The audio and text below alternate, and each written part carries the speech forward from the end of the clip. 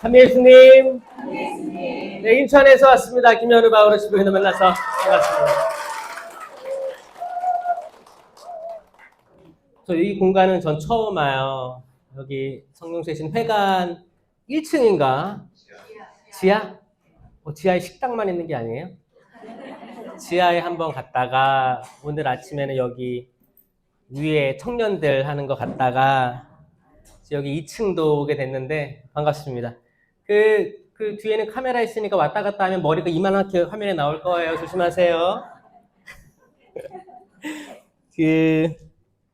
오늘 이제 치유 세미나인데 주제가 윤리적 치유에 대한 강의를 해달라고 부탁이 왔어요. 그래서 윤리적 치유에 대한 책도 읽어보고 여러분들에게 어떤 말들을 해드릴까 고민을 했는데 사실 윤리적 치유, 상처 이런 부분들은 사실 심리학에서 많이 등장하는 주제이기도 합니다.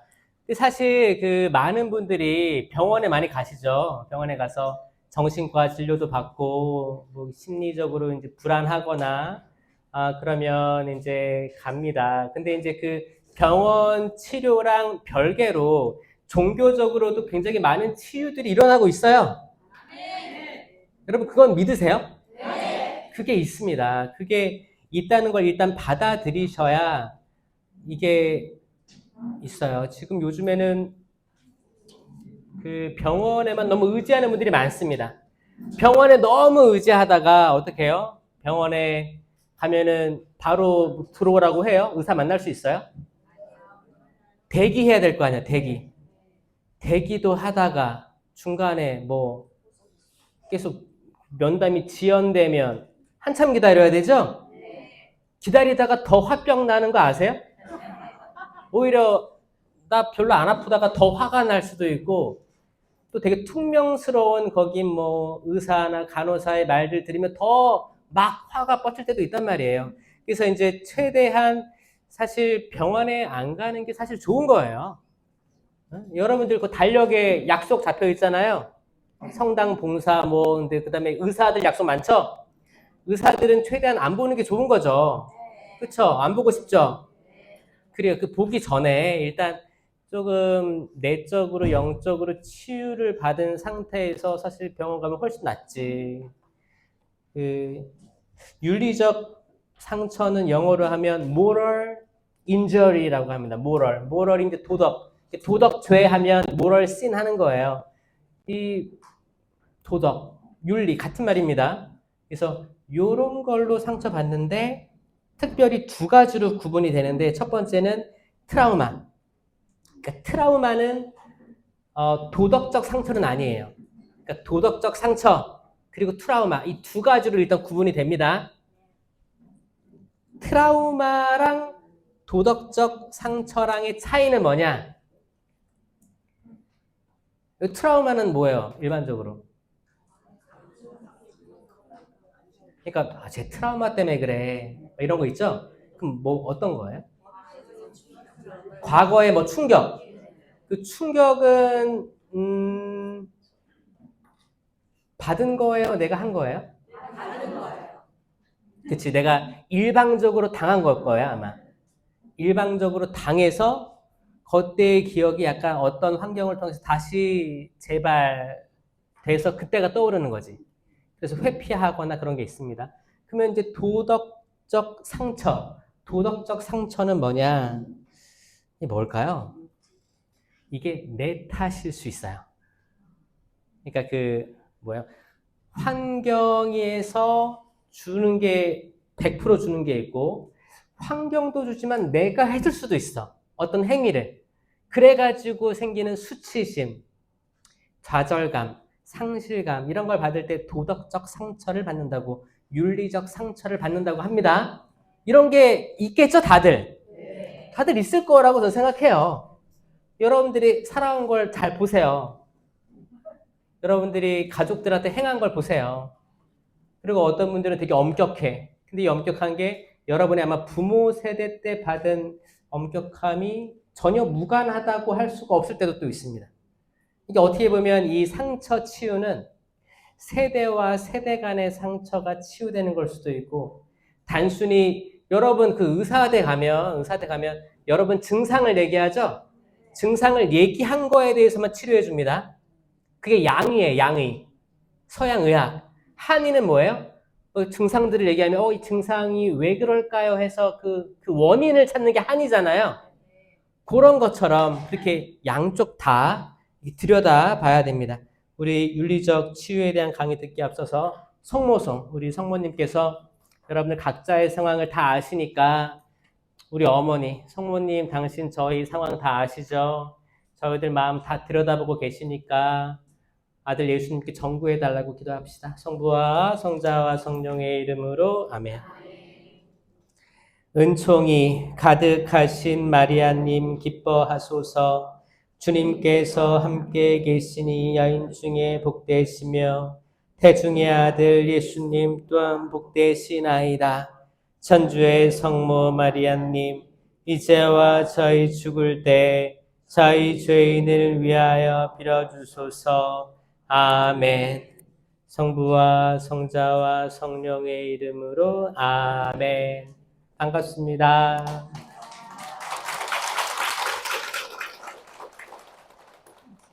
박수 외치는 거예요. 반가워서. 역시 여러분들이 이미 마음이 열려 있으니까 좀 건강한 편에 속한다고 저는 생각을 해요. 그 마음이 꽉 닫힌 사람은 박수도 못 칩니다, 사실. 못 쳐요. 박수 치거나 아니면 사람들 많이 나오는데 못 가요. 답답하고 이렇게 이런 강의실이지만 이런 데 못 앉아 있어요. 몸이 근질근질하고 계속 나가야 되고 집중 안 되고 이런 분도 있거든요. 이것도 약간 다 정신적인 어떤 억압이라든지 뭔가 있는 거죠. 이걸 사실 많은 사람들이 내가 지금 문제가 있다고 받아들이고 치유받기를 원하면 치유의 과정에 들어가는 거고, 사실 내가 아무런 문제도 못 느끼고 있는데 주변 사람들만 느끼고 있어. 그러면 그분들은 약간 치유에서 먼 거예요. 다른 단계에서 치유받을 가능성들이 생기는 거죠. 근데 여러분들은 이런 데도 나올 수도 있고, 그렇죠, 일단. 그리고 치유를 믿잖아요. 특별히 이제 천주교회는 치유를 믿는 그룹들이 사실 많지 않아요. 치유에 대한 은사에 대해서 들어보지 못한 사람도 많습니다. 근데 특별히 성령 쇄신 봉사회에서는 이게 은사 중에 하나로 돼 있기 때문에 치유가 은사인 거 아시죠? 네. 무슨 은사예요? 성령 칠은이다. 공동체 유익을 위한 9가지 은사다. 이 2가지 은사가 있거든요. 성령 칠은이다. 치유가. 손 들어보세요. 9가지 은사 중에 하나다. 눈치 보고. 네, 이거는 9가지 은사에 들어가 있습니다. 9가지 은사에 들어가 있어요. 그렇죠? 이거는 고린토전서 12장에 나와 있습니다. 또 열심히 적고 안 봐. 고린토전서 12장에 있는지 확인을 해야 되는데 봤으면 좋겠습니다. 그 공동체 유익을 위한 9가지 은사는 지혜의 말씀 은사, 지식의 말씀 은사, 믿음, 기적, 치유, 신령한 언어, 예언, 해석, 식별. 여기 치유라는 부분에 있죠. 이 치유라는 부분에서 이제 영적 치유가 있고 내적 치유가 있고 육적 치유가 있어요. 이게 굳이 구분을 하면, 근데 사실 이거 다 연결되어 있거든요. 그래서 사실 영이 나만의 영은 아닙니다. 영은 다 연결되어 있어요. 영은 어디에 구속되어 있지 않습니다. 영은 영원해요. 나는 내 나의 정신, 나의 판단 능력, 아니면 나의 자유주의 결정이 내 혼이라면, 그러니까 이 혼을 결정 못하는 사람이 있죠? 결정 잘 못하는 사람은 혼이 넋이 나간 사람이잖아요. 얼이 빠진 사람이 약간 딱 결정 못하고 우유부단하거나 그냥 멍 때리거나 하는 거거든요. 그러니까 나한테 있는 거는 혼이 있고 육이 있는 거예요. 육이 있는 거예요. 그럼 영은 뭐냐? 내 영은 뭐냐? 내 영은 연결되어 있는 영이에요. 그러니까 되게 작은 영이겠죠. 성령 아니면 악령밖에 없습니다. 내 영은 내 영이라고 규정 지을 수는 없지만 이 영원한 영에서 연결되어 있는 주파수 개념이에요. 그러니까 내가 내 혼으로 내 자유의지로 성령을 선택한다. 그럼 이게 연결되어 있는 것 뿐이에요. 그게 나의 영이 아니에요, 사실. 그냥 영원한 영 중에 내가 일부가 연결되어 있는 것뿐이지. 내가 성령을 따라 살면 하느님의 영이 다 나의 영이 되는 거예요. 그 영원한 개념이에요. 시간 개념이 아니에요. 우리 육체는 시간이 있잖아요. 태어나서 죽잖아요. 이게 뭐 80년, 100년 될 거 아니에요? 거기에 거기에 국한하나요? 아니요. 영원한 거예요. 다른 차원입니다. 그래서 만약에 내가 성령에 계속 연결돼서 살아가면 사실 영적인 치유가 필요 없겠지. 근데 내가 성령이 아니고 다른 영, 잡다한 영이 많습니다. 그러니까 이걸 통째로 악령이라고 하는 거예요. 이 악령의 바운더리 어느 정도 내가 연결이 돼 있었어. 그럼 치유가 필요한 거예요. 그걸 영적 치유라고 하는 거예요. 그 영적 치유에는 이제 사실 부마가 있죠. 부마 상태가 있는데 이 부마 상태에도 뭐 아무나 구마를 하는 게 아니고 완전 부마 상태가 있어요. 완전 부마. 이거는 교구 이제 구마 사제에게 가야 되는 겁니다. 완전 부마. 이제 완전 부마는 이런 곳에 올 수가 없어요.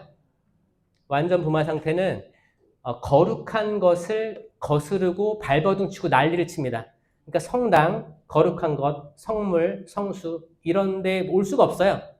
대부분 그런 분들은 집에 있거나 되게 고독하게 어디 있는 분들이에요. 그러니까 많이 없어요. 성당에 많이 볼 수가 없어요. 근데 부분 부마가 있거든요. 이 부분 부마는 사실 악령으로부터 약간 크고 작게 영향을 받는 부분들을 부분 부마라고 해요. 이거 누구나 그럴 수 있어요. 누구나. 어떤 분들은 이렇게 성적인 것에 딱 계속 잡혀있는 사람도 있고 어떤 분들은 돈, 물질, 마몬이라고 하죠. 그 악령이 계속 영향하에 있을 수도 있고 어떤 분들은 시기, 질투, 여기 뭐 탐욕 이런 데 계속 영향을 받는 상태면 이제 부분 부마 상태인 거지 완전 부마는 아니에요. 그러니까 그런 사람들 다 이렇게 뭐 부마가 필요하다 이렇게 할 필요 없습니다.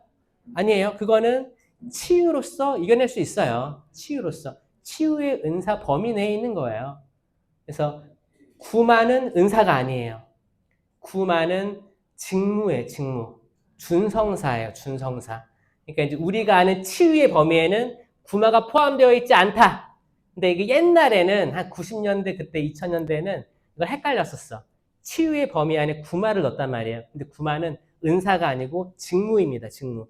지금 이게 현대 성령 쇄신, 그리고 모든 지금 바티칸 이후에 모든 거기 천주교에서 공유하고 있는 내용이기 때문에 꼭 다시 한번 명심해 주시기 바래요. 그러니까 어떤 사람이 나는 구마의 은사를 받았어. 사탄아 물러가라. 이거 지금 안 합니다.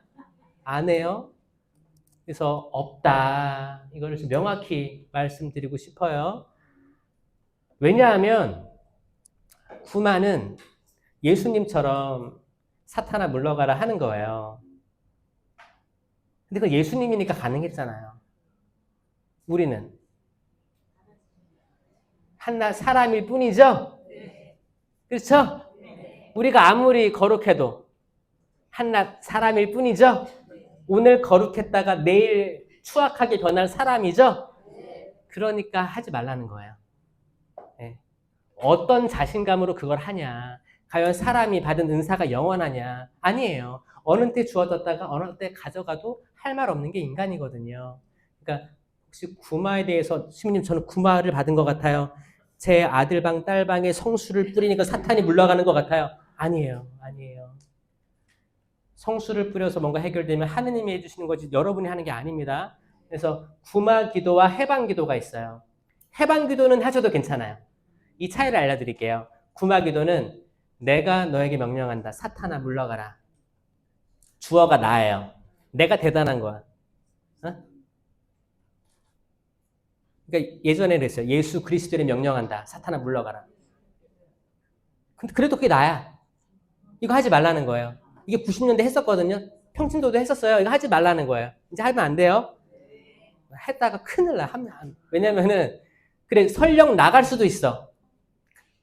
근데 이 악마라는 게 너무너무 무서운 존재입니다. 다시 물 없는 광야를 헤매다가 다시 돌아와서 이 집이 말끔하게 정리되어 있는 걸 보면 자기보다 더 악한 7을 데리고 온다고 했어요. 그러니까 악을 정면으로 대적하려고 하면 안 돼요. 그 부마된 상태에서 그거를. 그쵸? 하느님께 맡기셔야 되고 기도하셔야 돼요. 우리가 할 수 있는 건 해방 기도. 따라해보세요. 해방 기도. 저 따라하세요. 예수 그리스도님. 주님의 이름으로 사탄의 속박에서 해방시켜 주소서. 네, 이건 청원 기도예요. 주어가 예수님이고 청원하는 기도입니다. 이거를 세미나 때 안수식 때 3번 외치거든요. 그래서 이게 이제 해방 기도고 구마 기도는 평신도 심지어 성직자도 할 수 없어요. 교구장에 임명을 받은 구마 사제들만 할 수 있다. 그래가지고 이제 그 영적 치유가 필요한 분들은 영의 악령에 어떻게 해서든 관련된 사람들, 악령 많죠. 특별히 드러나 있는 악령은 현대사회에서 무당입니다. 샤머니즘의 무당이에요. 무당. 그리고 사주팔자, 타로점, 명리. 명리는 괜찮아요? 관상 괜찮아요? 관상? 근데 이제 그 관상이라든지 명리학은 시훈 이거 학 아닙니까? 봐주시면 안 됩니까? 하는데 그래요. 근데 요즘에는 현대 사회는 요런 걸로 슬며시 들어가서 결국에는 이제 구판까지 가는 거예요. 그래서 그 시작을 하지 말라고 만약에 성령이 아니면 다 악령인 거예요. 그러니까 악령의 바운더리인데 악령 바운더리 중에 끄트머리겠지. 약간 끄트머리겠지만 하지 말라는 거예요. 하지 마요. 왜냐면 그게 그 아주 작은 얼룩이라도 들어오는 거예요. 얼룩이 묻어요. 얼룩 묻으면 그건 치유가 필요한 거예요.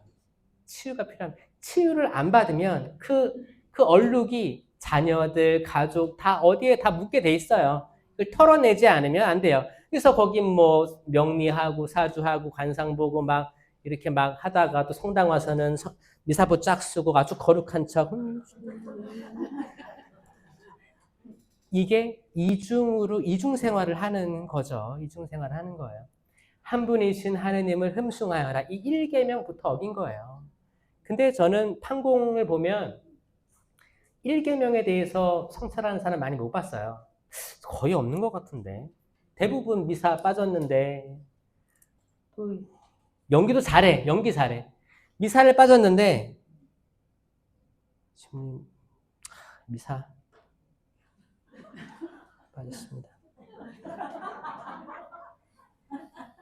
약간 좀 흐느끼기도 해. 이 밖에 알아내지 못한 죄. 저는 이 영혼이 불쌍한 거예요. 사실 사제는 지금 말한 거에 대해서만 사해줄 수 있으니까 불쌍한 거죠. 왜냐면 이분 잘 성찰 못했다라고 딱 느껴지거든요. 아마 많을 거예요. 예? 근데 그러니까 그 10계명에 대해서 전체적으로 성찰해서 고해하는 분들이 별로 없다. 이거 어떻게 보면 악마가 제일 좋아할 현상이겠죠. 그나마 이제 여러분들 성령 쇄신하시는 분들은 악과 대적해서 싸우기 때문에 아마 10계명은 다 아실 거라고 생각해요. 다들 얼굴에 자신감이 없네요. 그래가지고 이제 내적 치유는 뭐냐? 내적 치유는 내가 내 이성이 있기 전에 그 아기 때들이죠. 아기 때. 태아, 영아. 그 엄마 뱃속에서부터 뭐 그냥 일방적으로 당한 거지. 그러니까 감정, 엄마의 감정을 받았거나 만약에 신혼 때 임신 중이었는데 남편이 폭력을 휘두르거나 폭언을 하거나 했을 때 아기는 태중에 있는데 엄마가 그걸 들었을 때 엄마의 감정이 다 있는 거지 사실. 있죠. 있어요. 그게 다 상처로 있을 수가 있습니다.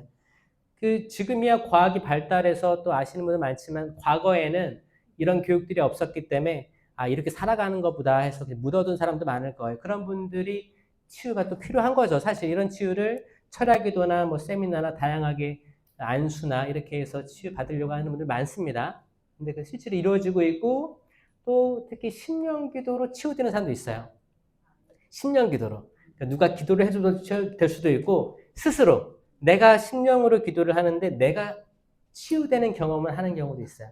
왜냐하면 신령기도는 나의 의지와 나의 지각을 내려놓는 기도이기 때문에 이 내려놓는 것 자체만으로 몸이 변화됨을 느끼고 치유된 사람도 많습니다. 여러분 있어요? 일단 이 은사를 믿는 거지. 그러면 도와주십니다. 육적 치유는 뭐냐? 육적 치유는 여러분들 많이 육적으로 아프신 분들 많죠? 그냥 육은 우리가 보이는 모든 부분들이니까 뭐 염증 질병이 엄청 많죠? 그래서 염증, 분포, 염증이 뭐 머리부터 해서 구강, 비강, 뭐 발가락, 거기 관절 사이부터 해서 사실 염증이 많아서 염증 수치 주기적으로 검사하는 분들 많을 거예요. 그런 부분들 아니면 뭐 암이라든지 뭐 이렇게 관절 뭐 넘어져서 부러지는 여기 뭐 골반, 뼈 뭐 다양하게 있습니다. 이런 것도 이런 사실 육적인 것은 의사에게 가면 해결이 되지.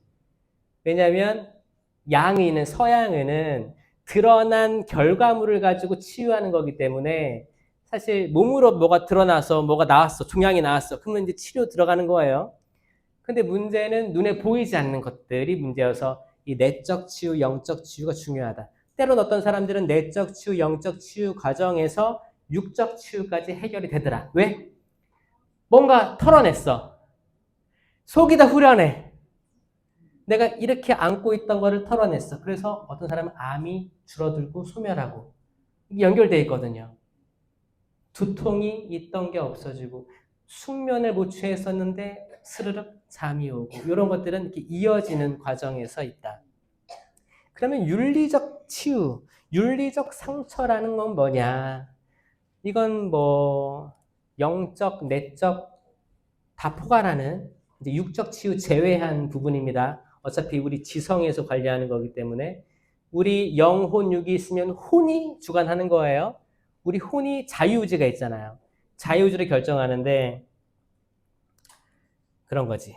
첫 번째, 자신의 위반 행위를 내가 자각했을 때, 나의 잘못한 점, 신념에 반한 행위, 해야 할 도덕적 의무를 위반했을 때 어떤 일이 있을까요? 해야 될 걸 못했을 때 내가 레지오 혹시 있어요? 레지오? 레지오 다 레지오 해요? 응, 응. 레지오 하면 레지오의 의무가 뭐 있어요? 뭐 까테나를 바쳐야 되고 뭐 해야 돼 묵주기도도 해야 되는데 나 레지오인데 까테나를 까테나는 그래도 쉽지 않아요? 쉬워요. 쉬운데도 다 못하는 사람 있습니다. 뭐예요? 그 먼둥이 튀든 나타나고 거기까지밖에 못해요. 끝까지 못 가. 묵주기도도 시작을 마음먹고 했는데 끝까지 못 가는 사람 많아요. 근데 의무를 소홀했을 때. 근데 누가 이거를 모르잖아. 내가 한지 아닌지 모르잖아. 우리 단원들이 모르잖아요. 그러니까 한 척 하는 거예요. 그럼 자기는 알지. 그럼 이게 뭐예요? 도덕적 상처가 됩니다. 네, 도덕적 상처예요. 해야 될 도덕적 의무. 그러니까 여러분들 단체나 가정이나 또 남편이나 아내나 아내들 여러분들 결혼할 때 남편들 너무너무 사랑스럽고 좋았죠?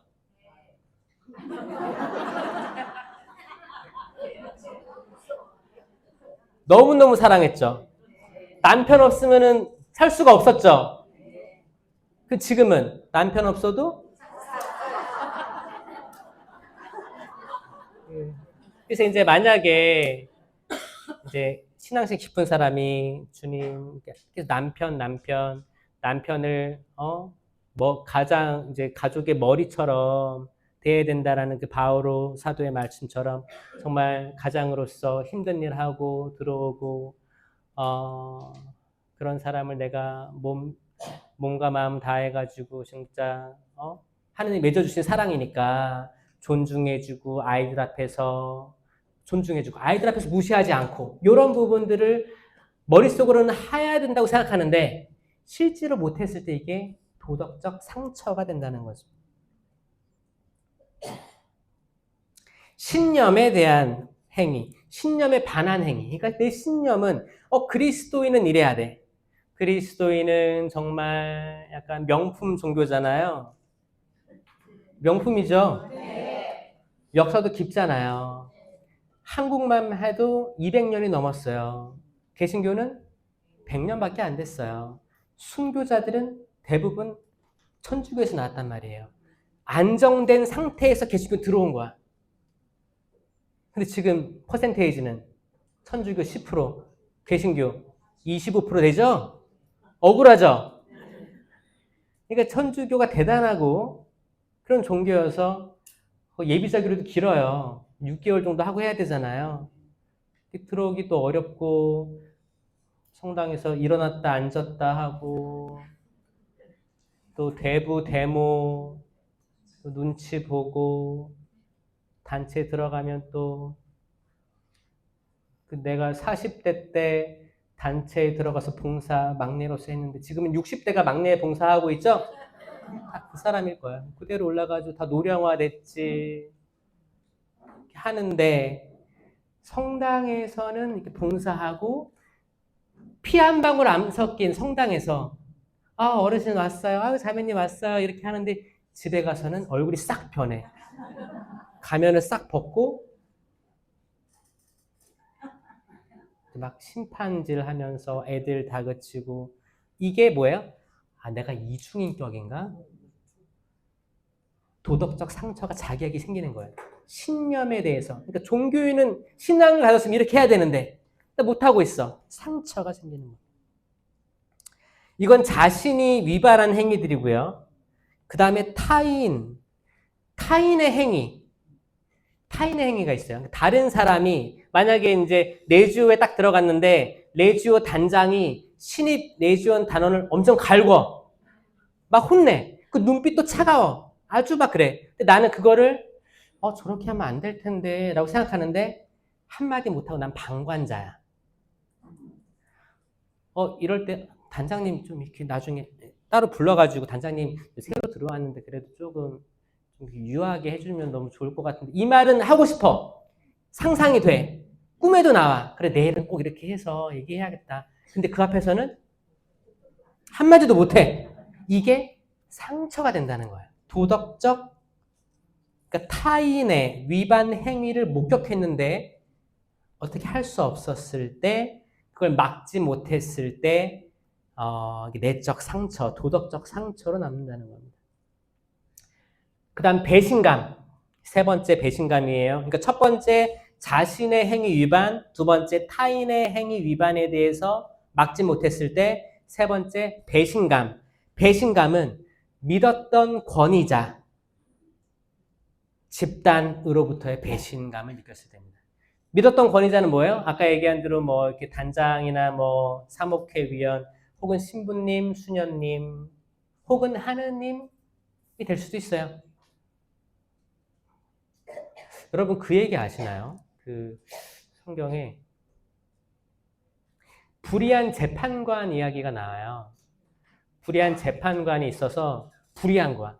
재판을 제때 안 해줘. 그때 과부가 그 마을에 있었는데 그 과부가 끊임없이 쪼르면 아무리 불의한 재판관이라도 그거를 들어주지 않겠냐라고 하지 않나요? 그 기억나요? 이게 하늘나라의 비유거든요. 비유는 항상 하늘나라에 대한 이야기예요. 그러면 이 이야기에서 이제 주인공이 둘인데 이제 재판관이 있고 과부가 있어요. 여기서 하늘나라와 나의 이야기거든요, 사실 이게. 그러면은 이 중에 누가 우리와 같아요? 그래서 과부다, 과부. 재판관이다. 자, 이게 그 예전에 많은 분들이 우리가 과부다. 그러니까 그 비유에서, 실제 과부 말하는 게 아닙니다. 계속 정의를 위해서 문을 두드리는 과부가 우리입니다. 라고 해석하는 경우가 많았는데, 아닙니다. 네. 그러면은 불의한 재판관이 하느님이 되시는데 하느님이 불의한가요? 아니에요. 그렇게 될 수가 없습니다. 그러니까 불의한 재판관은 나야, 나. 그럼 과부는, 계속 문을 두드리는 과부는 누구예요? 하느님이고 하느님 나라가 되는 거예요. 하느님 나라가 우리에게 계속 노크하는 거예요. 도와달라고. 정의를 해달라. 제발. 제발 잘 살아줘라. 그 예수님, 하느님의 아들 예수 그리스도가 세상에 와서 그 옆구리에서 흘러나온 물과 피, 영혼과 신성, 이 모든 것들을 인류를 새로운 기회로 내주었는데 왜 아직도 그러고 사니? 계속 회개해라. 문 두드리고 있는 거예요. 우리가 불의합니다. 아멘? 아멘. 불의한 거예요. 그래서 어떤 사람은 하느님 욕해요. 아니 하느님 당신이 만들었으면 책임져야지. 왜 지금 천재지변이 일어나고 갑자기 멀쩡한 사람이 죽고 내 사랑하는 아들 자식들 결혼도 못하고 또 이혼하고 뭐 다양한 걸로 하나님께 따지는 사람 많습니다. 하나님 불의하다고 보는 거죠. 그게 뭐야? 어떤 배신감을 인간은 하느님으로부터 느끼기도 하고, 근데 이건 안 좋은 거죠. 이건 악으로부터 오는 거예요. 그리고 사람으로부터 받기도 하는데 특별히 교계 제도에서 배신감을 느끼기도 합니다. 뭐 천주교가 평등한 종교라면서 왜 나는 왜 주임신부님 말을 들어야 돼? 나도 그래도 한 20, 30년 봉사했는데 신부님이 내 말 들어야지. 새파랗게 어린 신부가 지금 내가 이 터줏대감이고 내가 지금 사목회장을 몇 번 했는데, 그래서 신부님이 새로 진짜 실제로 인사이동에 오면 이 신부를 기잡으려고 기선제압하려고 신자들이 있습니다. 여기도 있어요? 그러니까 이제 그런 어떤 맞아요. 다양한 상황이 있는데 하여튼 뭐 교계제도, 교회 공동체, 단체장들로부터 상처받는 거, 배신감을 받는 거, 이것도 도덕적인 상처로 남는 거예요. 네 번째, 극한 상황. 극한 상황은 전쟁. 전쟁에서 이제 전쟁은 사람을 죽이지 말라고 한 하느님의 계명에 정면으로 어긋나서 사람을 죽이도록 전 세계적으로 이거를 그냥 허용하죠. 그쵸? 뭐 폭탄이 떨어져서 쾅 폭격을 했는데 여기에 대해서 왜 죽였냐고 하지 않잖아요. 나중에 어느 정도 뭐 이제 그 군법 재판에 들어가기 전까지는 딱 닫잖아요. 그냥 그랬나 보다. 아유 전쟁 아직도 났네. 그냥 지나가 버리잖아요. 자세히 얘기 안 합니다. 그러니까 극한 상황. 근데 실제로 만약에 한국에서 월남이라든지 파병 같은 사람들은 그런 참상을 보고 온 사람들이 있다는 거예요. 그러니까 그 현상에서는 합법적이었지만 돌아와서 상처들을 입는데 이거는 트라우마랑 동시에 도덕적 상처까지 입는 거예요. 도덕적 상처까지 입는 거예요. 재난 상황에서도 해야 될 것들이 있지만 정말 국가가 그 역할을 못해. 그랬을 때는 막 도둑질부터 해서 가게 들어가지고 다 가져오고 막 이런 거 있잖아요. 이럴 때 나도 지금 뭔가 먹고 살아야 되는데 할 수 없는데 누가 용기 있게 들어가니까 나도 살짝 용기를 보여가지고 들어갔어. 그래서 뭐 가져왔는데 이게 다 자기만 알잖아. 근데 이게 다 상처로 남아있는 거예요. 왜? 인간은 하느님의 모상을 가지고 있어가지고 상처로 남습니다. 우리 다 알아요. 뭐가 옳은 일이고 뭐가 조금 깨름직한 건지 다 알아요. 그쵸? 그러니까 우리 양심에 그 별 모양이래요. 별 모양이 양심 속에 있대요. 그래서 내가 한번 뭐를 잘못 판단하면 이 별 모양이 툭 튄대잖아요. 약간 성게처럼 톡 튀었어. 그럼 아플 거 아니야. 아파. 내가 잘못했나 보다. 근데 자꾸 잘못해. 쿵쿵쿵쿵쿵. 그러다가 이제 그 별 끄트머리가 다 어떻게 져요? 해져가지고 동그래지는 거야. 그럼 나중에는 이걸 하면은 아파요, 안 아파요? 안 아파. 감각이 없는 거지, 뭘 해도. 처음에는 남편에게 상처되는 말 한마디 딱 하면 내가 그 말 왜 했을까? 또 성사를 봐. 시민 죄송합니다. 제가 그런 말 했습니다. 참회하고. 결혼 한 20년 이상 되면 어떻게 돼요? 하루에도 몇 번씩 말로 죽이는 거예요. 진짜. 그런 거 있어요. 자녀들도 똑같아요. 이게 있습니다. 그 여자들만 남자 죽일까요? 아니에요? 남자분들도 여기 나오신 분들은 남자분들이 순수해 보여. 내가 봤을 때 순수해. 이제 에스트로겐이 나올 때 됐어요. 그래서 그런데 이제 옛날에 이제 한참 이렇게 건강하고 젊었을 때는 아마 과격한 분들도 많았을 거라고 저는 생각이 들어요. 과격하면 좋죠. 에너지도 있고 일을 추진한 능력도 있고 또 회사에서 젊을 때 잘 나갈 때. 근데 그게 좀 과격한 말들이 집안에서 이루어졌다면 솔직히 그때 좀 후회되는 데 있죠? 젊었을 때 내가 왜 그랬을까? 그럴 때 있죠? 남자분들 손 들어보세요.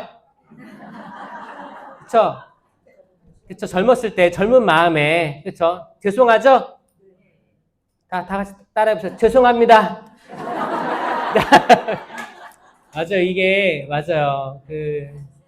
그래가지고 이제 나이가 들면 들수록 남자분들이 많이 회개한다고 하는 거예요. 그래서 이제 그 아내들이 하는 말 잘 듣고 순명하고 있죠? 근데 이제 이미 아내분들은 상처를 다 받았기 때문에 복수하기 시작할 거예요. 그래서 이제 여성분들의 또 온화한 마음이 또 때론 필요한데 들을 기가 있는 사람은 알아들으시기 바랍니다.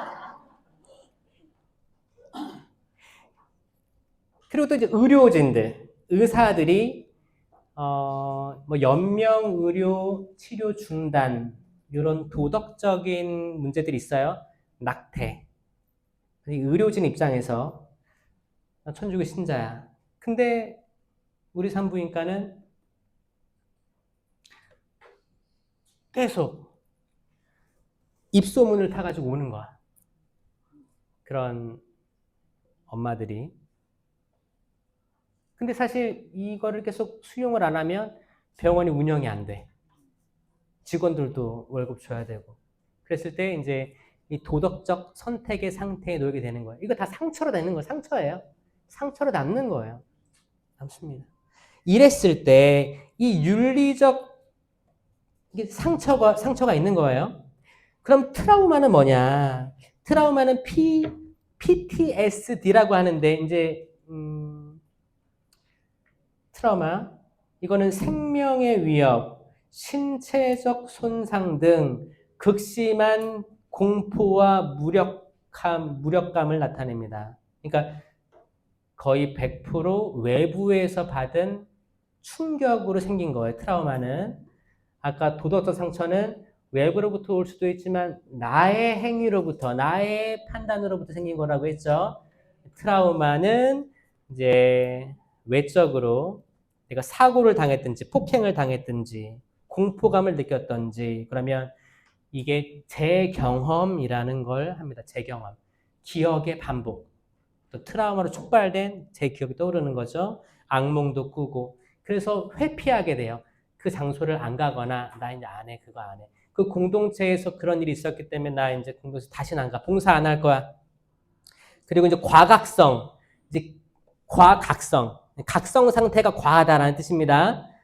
긴장 상태.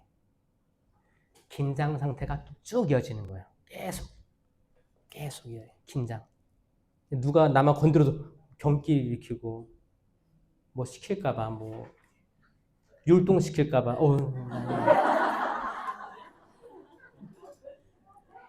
부정적 인지 그래서 무감각 혹은 기억 상실 그러니까 그때의 기억을 너무 충격받아가지고 그냥 그때를 잊어버리고 싶은 거예요. 그런 상태가 있을 수가 있습니다. 지금 이건 비교를 하려고 트라우마랑 도덕적 상처를 얘기해 준 거예요. 사실 오늘 강의 윤리적 치유의 핵심은 도덕적 상처의 치유를 얘기하는 거고요. 그래서 트라우마 치유의 핵심이 뭐냐? 트라우마 치유의 핵심은 안정화인데 이거는 편도체 안정화예요. 편도체. 편도체는 뇌에 있다고 했죠. 뇌에 있는데 모든 감정들이 한 열 몇 개 됩니다.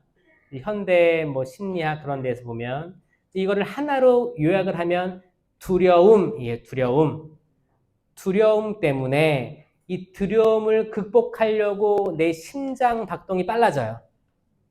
옛날에는 멧돼지라고 했어요. 멧돼지.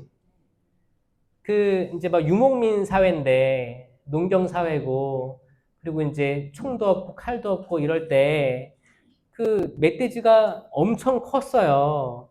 사람은 지금처럼 안 컸잖아요. 근데 멧돼지가 쳐들어오면 농작물 다 날아가고 뭐 가축들도 다 날아가고 그런 거였어요. 그러니까 멧돼지가 멧돼지다 그러면 사람은 어떻게 했어요? 와!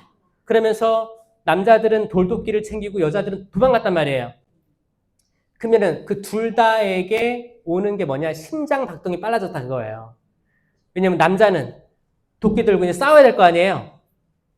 싸워야 돼. 그때 싸울 때 여러분 심장 박동이 어때요? 돌도끼 좀 들어봤어요?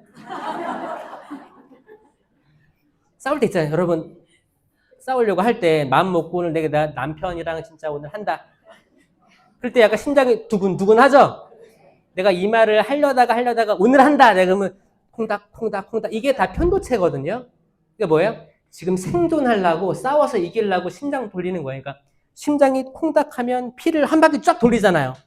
몸에 피가 많아야 동작이 빨라지거든. 그래서 동작이 빨라진다는 건 뭐냐? 싸울 수도 있고 아니면 도망갈 수도 있어요. 이건 다 편도체예요. 심장이 빨라지는 거예요. 심장이 빨라지면서 몸을 각성시키는 겁니다. 각성. 도망가거나 공격하거나 하려고. 그래서 편도체를 지금 이제 멧돼지가 없는, 멧돼지 뭐 시골에는 있겠지만 이게 도시면 없잖아요. 가끔 나와요? 여기. 근데 지금은 없지만 이게 다른 게 멧돼지로 변형돼서 온다는 거죠. 현대인들에게는. 그 누구예요? 남편이 될 수도 있고 아내가 될 수도 있고 자식이 될 수 있습니다. 집에 이렇게 평온한 마음으로 기도하고 있는데 저벅저벅 발자국 소리가 들리더니 띠띠띠띠 할 때 심장이 콩닥 뭐예요? 약간 전투 상황이 될 수도 있다는 거예요.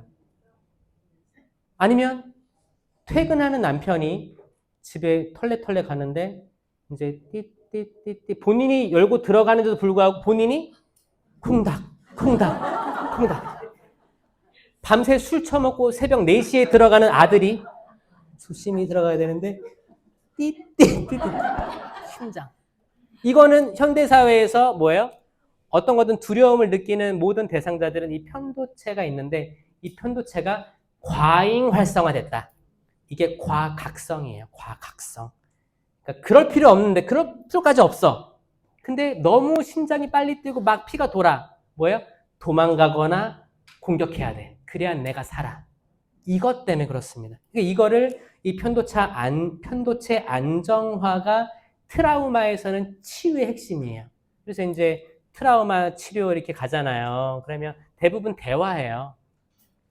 어떤 일이 있었습니까? 그 오랜 시간 대화를 또 하고 예약 잡고 또 가고 맨날 가다 보면 여러분 그걸 느낄 거예요. 아, 이거는 종교에서도 할 수 있는 건데. 자, 정신과 치료, 심리학 치료 대부분 이야기 들어주고 나중에는 약 줍니다. 이 약이 치료제가 아니고 안정제예요. 그러면 이 파트를 사실 종교에서는 하고 있는 거예요. 이해되세요? 네. 진짜예요. 아무리 유명한 뭐 거기 심리학자나 정신과 의사 거기 예약 잡기도 힘들 거예요. 가서 이렇게 정신과적으로 약을 먹으면 내성이 생겨가지고 더 안 좋을 수도 있고 사람마다 달라요. 근데 이거를 하느님 말씀 안에서 성령 안에서 성체 안에서 성사생활 안에서 기도생활 안에서 안수를 통해서 충분히 할 수 있는 범위가 많은데도 불구하고 내가 맹목적으로 의사를 신뢰하고 믿으면 하느님보다 의사가 위에 있을 경우에는 이 1계명을 어기는 거예요. 사실 의사도 사람입니다. 그쵸? 저 알아요. 의사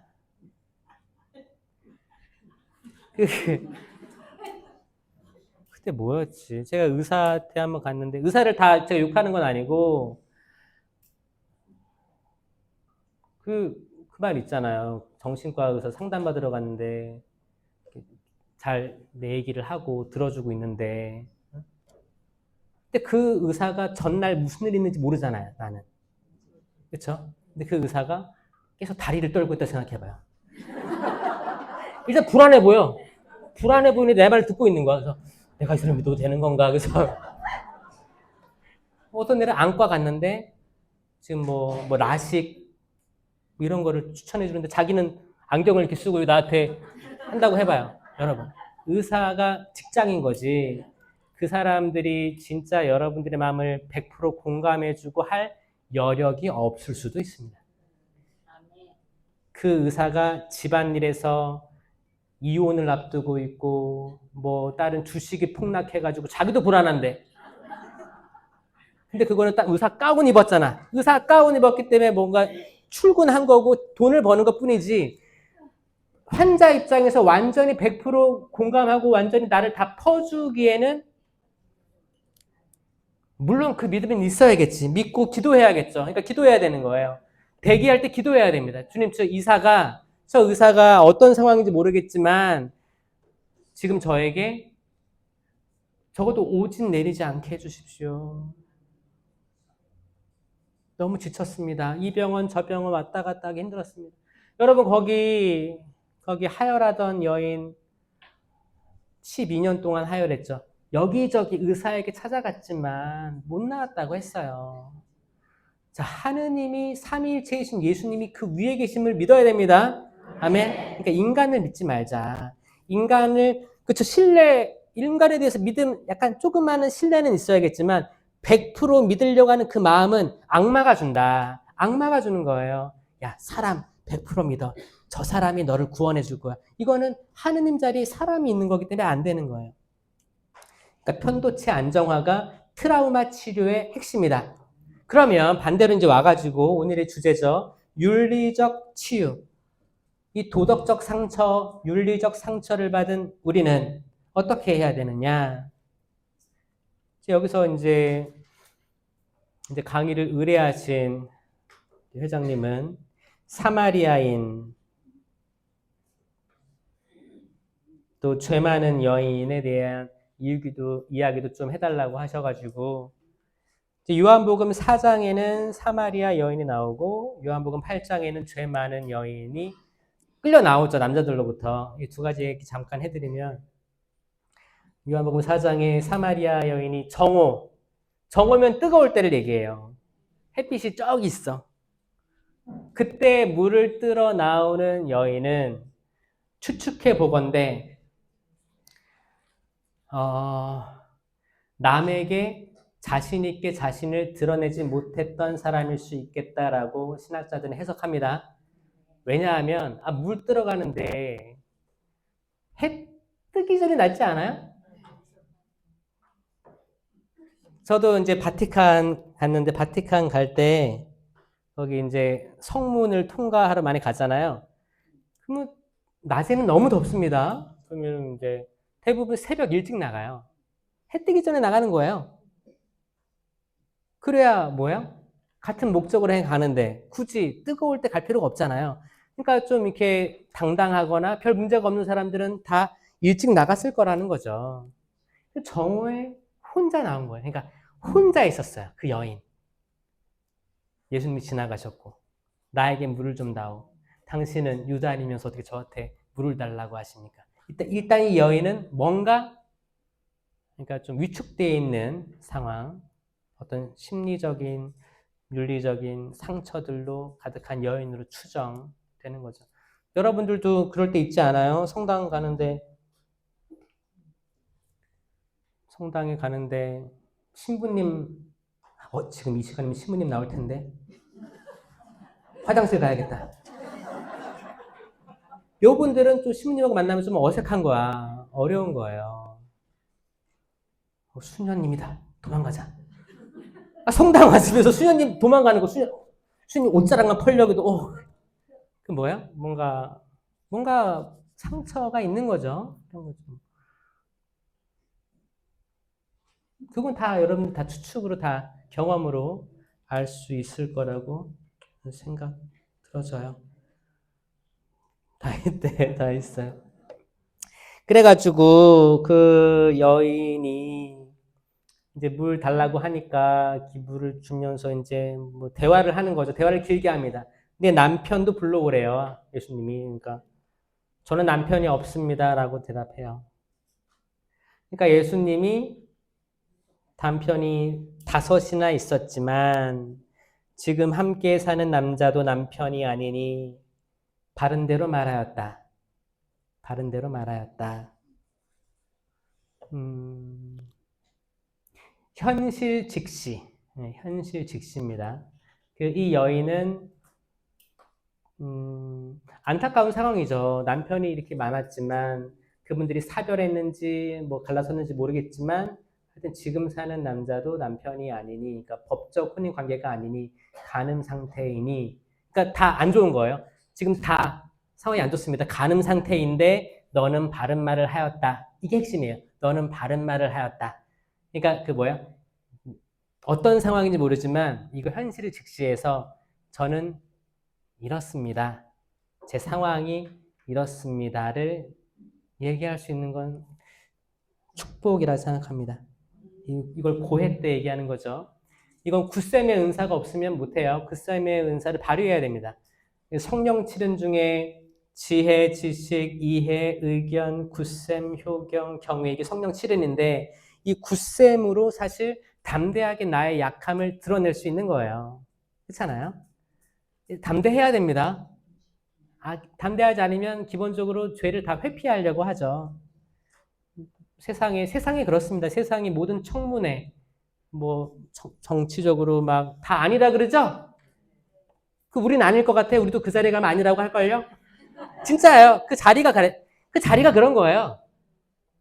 그러니까 차라리 법적으로 나중에 밝혀졌지. 지금 내가 진실을 말하고 싶지 않은 거예요. 이건 모든 사람의 심리입니다, 사실. 감추고 싶은 거예요. 이게 다 상처로 보이는 거죠. 상처가 있는 상처. 요한복음 8장 죄 많은 여인. 죄 많은 여인은 남자들이 다 한 여성을 끌고 온 거예요. 그리고 뭐라고 했어요? 현장에서 잡혔습니다. 그러면 이 여인은 얼마나 죽고 싶었을까요? 수치심부터 해서 그 마음을 일일이 헤아릴 수는 없고, 또 거기는 남자들 있죠. 남자들은 누구든지 죄 없는 이가 먼저 돌 던져라 했을 때 이 남자들도 속이 어땠을까요? 그래, 내가 죄가 없지 이놈아 하겠어요? 잠깐 생각해보니까 바로 어제도 내가 죄를 저질렀고, 그러니까 이게 뭐래? 나이 많은 사람부터 나갔다는 거예요. 그러니까 나이 많은 사람들의 장점이 뭐예요? 자기 죄에 대해서 더 빨리 인정한다는 거예요. 나이 많으신 분들 위해서 박수 한번 쳐주세요.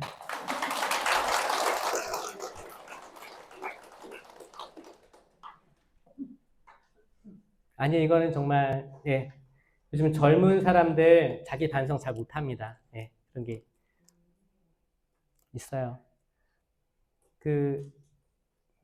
왜냐면, 이게, 자아적으로 성숙한 사람만이 자기의 상황을 직면하고 받아들이고, 다 인생이 그렇지 뭐. 뭐 무슨 부귀영화를 누리겠다고. 그래. 이거 다 알아요. 굳이 말로 설명 안 해도 마음으로 다 털어놓는 게 다 어르신들이에요. 솔직하십니다. 그리고 다 얼굴에 이렇게 나와 있어요. 그래서 저는 그냥 어르신들 존경하고 어르신들의 그 모든 업적들, 과거에 어려운 상황에서도 이렇게 잘 겪어오시고 또 신앙도 받으셔가지고 그 신앙을 연결해 주신 모든 분들 정말 존경을 표해 드립니다. 수고하셨고 계속 수고해 주세요. 그리고 혹시나 지금 젊은이들이 너무 좀 이렇게 버릇없고 이렇게 보인다고 하더라도 또 이것도 받아들일 준비가 되어 있는 게 어르신들이에요. 생각해보면 봐봐요. 어르신들 입장에 생각해보면 핸드폰이 옛날에 있었어요? 없었어요? 공중전화 기다려가지고 동전 하나씩 10원짜리 하나 둘 셋 이렇게 해가지고 했죠? 또 기다려서 했단 말이에요. 그 다음에 나온 게 삐삐 그 다음에 벽돌폰 큰 거 핸드폰 이렇게 했어. 그 다음에 이제 전화기 나오면서 지금 전화기 스마트폰 나왔을 때 처음에는 인터넷 뱅킹 안 됐어요. 택시도 여전히 더블 이렇게 해서 불러 잡아탔단 말이에요. 스마트폰 발달해가지고 이제 핸드폰이 있어야 택시도 부르고 뭐 하고 어디 뭐 주차장도 이걸로 해야 되고 복잡합니다. 근데 이거를 다 겪은 세대가 지금 어르신들이에요. 그래서 저는 본당에서 가끔 어르신들이 이거 핸드폰으로 이렇게 단톡방 이렇게 하잖아요. 정말 존경하고 이걸 다 겪은 거예요. 지금 태어나는 애들이야. 태어나서부터 스마트폰이 있는 거야. 그때 상황에 맞춰서 다 이걸 감내하고 변화하신 여러분들께 정말 박수를 안 보내드릴 수가 없는 거예요. 박수 보내드려요. 박수 한번 쳐주세요.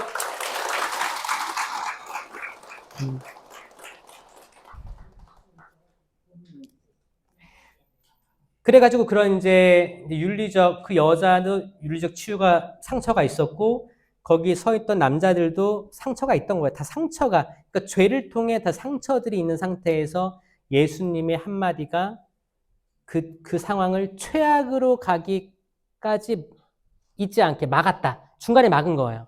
만약에 모든 남자들이 다 돌을 던져서 사단이 났어. 이건 최악의 상황인 거예요. 근데 그 전에 남자들도 죄를 회개할 수 있었고 여자도 지금 여인아 너를 단죄하려던 이들이 어디 있느냐? 다 없습니다.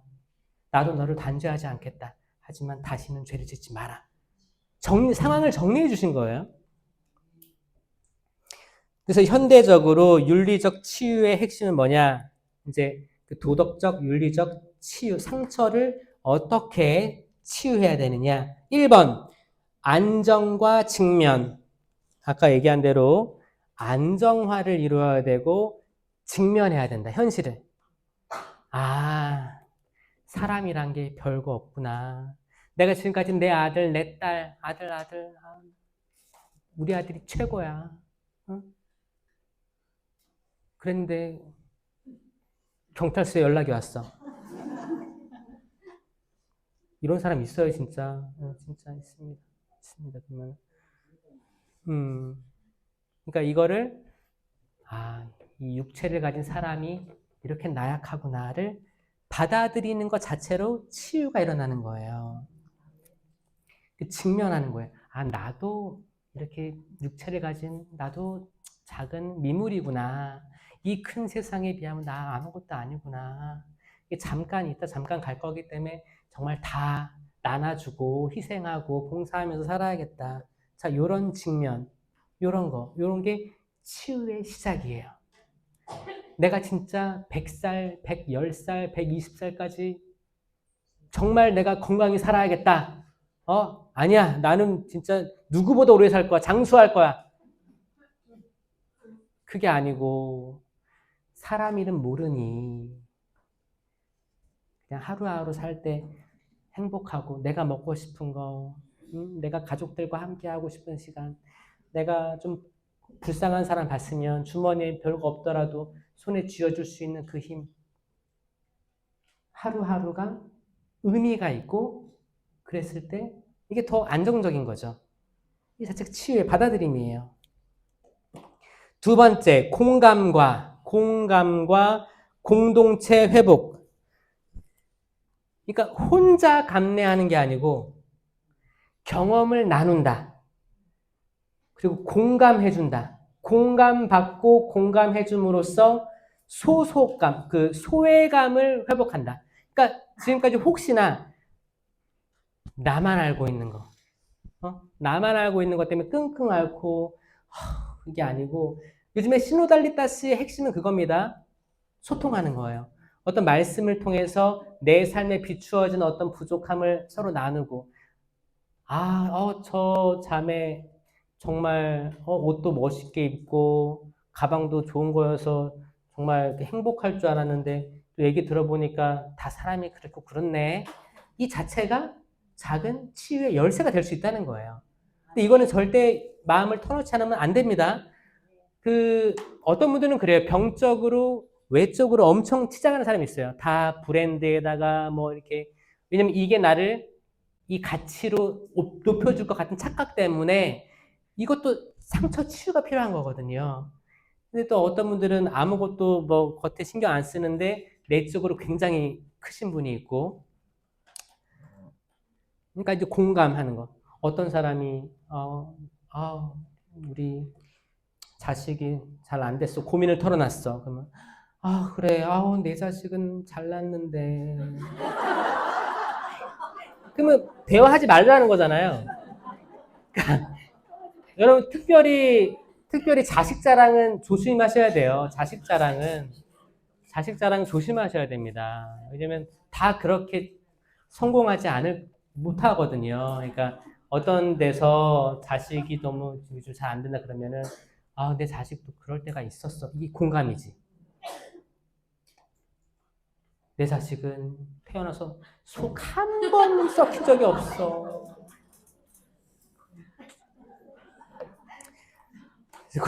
공감이 치유에 필요하니까 여러분들이 공감할 능력이 있어야 되는 거예요. 그 역량을 키우는 게 여러분이 심리학자가 되고 여러분들이 정말 그 상담가가 되는 거예요.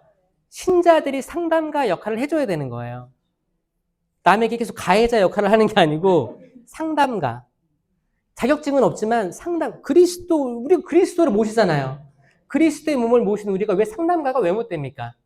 예수 그리스도와 일치를 이루는데 우리가 뭐가 못 되겠어요? 할 수 있는 거예요. 그 다음에 세 번째, 의미의 재구성.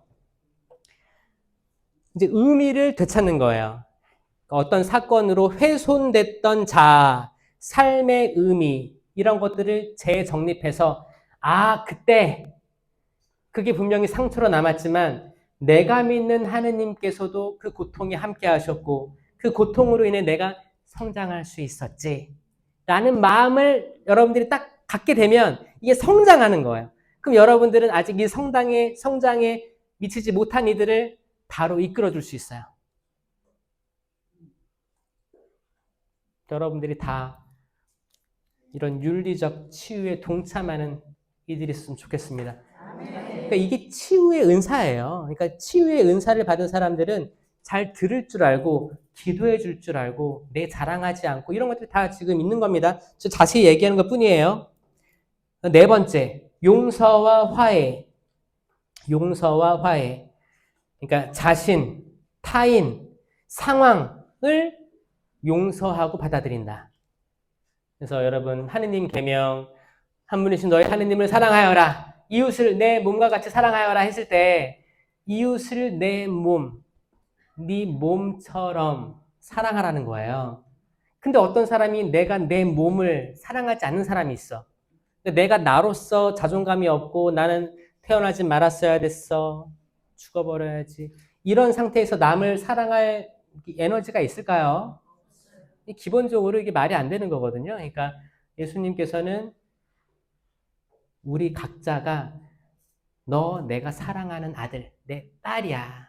이거를 깨달으라는 거예요. 정말 하느님께서 사랑하시는 아들, 딸들입니다. 아멘? 아멘. 그럼 자존감이 올라가는 거예요. 설령 내 살아있는 아버지, 어머니가 너를 버릴지라도 내가 너를 버리지 않는 거예요. 하느님께서 아시는 겁니다. 아멘? 아멘. 그럼 우리가 세상적인 고아여도 영적인 고아는 절대 안 되는 거예요. 왜? 나의 하느님이 있으니까, 나의 아버지가 있으니까, 나의 어머니가 계시니까 그럴 수가 없는 거예요. 든든한 겁니다.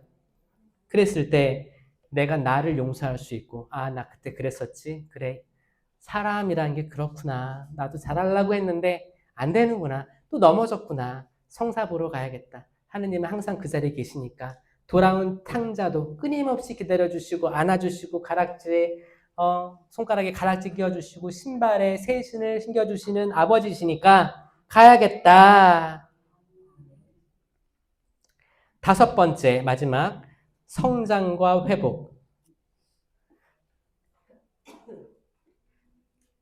그래서 이제 윤리적 딜레마를 통해 얻은 통찰. 그러니까 윤리적 딜레마를 통한 성찰로 통달한, 깨닫는 거죠. 깨달아서 살아가는 거예요. 그게 치유의 완성이다. 그러니까 윤리적 딜레마가 뭐였어요? 아까 뭐 전쟁 상황이라든지 뭐 의료진의 행위라든지 아니면 내가 지금 단체장이고 성당에서 잘 나가는 사람인데 나는 거기에 맞게끔 일을 못했어. 이 상처들, 이 모든 것들을 윤리적 통찰을 해가면서 나를 반성하고 성사도 보면서 아 그래 사람이라는 게 이렇군. 너무 죄송합니다. 주님 당신께서 제게 이 일을 맡겨주셨는데 다 못한 것 같습니다. 하지만 당신께서 너그럽고 자비하시니 불쌍히 여겨주시고 제가 또 나중에 기회가 됐을 때 더 성숙한 모습으로 이 일을 수행할 수 있게 해주소서라고 하는 거지. 단순히 그냥 이번에 내가 처음으로 사목회장을 딱 맡았는데 이게 웬 떡이냐? 그래, 그럼 우리 본당 정기공사는 내 친구 수주. 공사 무조건 있으면 다 내 지인으로. 이랬을 때 상처가 남는다는 거죠. 뭐 공개 입찰 하든지 몇 개 이렇게 견적서 비교해보고 다 제3자의 입장에 다 투명하게 하면 될 텐데 이제 그 어떤 권력, 교회 권력을 사적으로 유행할 때 이렇게 다 내면적으로 상처가 있다는 거예요. 그래서 그때 너무 죄송했습니다. 주님, 제가 주님 하느님과 아버지 앞에 자식이라 말할 수도 없습니다. 저를 종으로라도 써주십시오라고 했던 작은 아들의 회개처럼 회개하고 나아갔을 때 그때를 기반으로 했으니까 지금은 다른 사람이 될 수 있는 거예요. 그렇죠? 그래서 이 윤리적 치유는 기본적으로 인간이 하느님의 모상, 참 좋은 사람이지만 항상 좋을 수만은 없다를 받아들였을 때 나도 겸손해지고 남에게 자비도 베풀 수 있는 사마리아인, 착한 사마리아인이죠. 남이 정말 이렇게 아플 때 나도 그랬지. 나도 멸시 받았었지. 지금 저렇게 돈 필요하네. 도움도 줄 수 있고 받을 수 있는 그런 단계가 되는 것 같습니다. 그래서 여러분들 성령 쇄신 봉사하는 걸로 알고 있는데 여러분들도 하고 있는 그 활동 중에서 여러분들이 부족함을 먼저 깨닫으시는 분이 더 성장할 수 있어요. 아멘. 여러분들이 부족함을 먼저 받아들이는 거. 그건 은총입니다. 그랬을 때 나는 더 멀리 바라볼 수 있고 결국 하느님 나라에 들어갈 수 있는 그 특권을 얻고 남들도 같이 들어갈 수 있게 하는 그 손을 잡아줄 수 있는 그 역할을 할 수 있는 거예요. 근데 나만 들어갈 거야. 아무도 못 들어가. 나는 은사 받았으니까 나만 들어갈 거야. 그런 말은 다 악마에게서 왔다. 은사는 여러분들이 겸손하게 해줄 것이다. 그 겸손의 열매로 여러분들 살아갔으면 좋겠습니다. 영광이 성부와 성자와 성령께 성부와 성자와 성령의 이름으로 아멘. 감사합니다.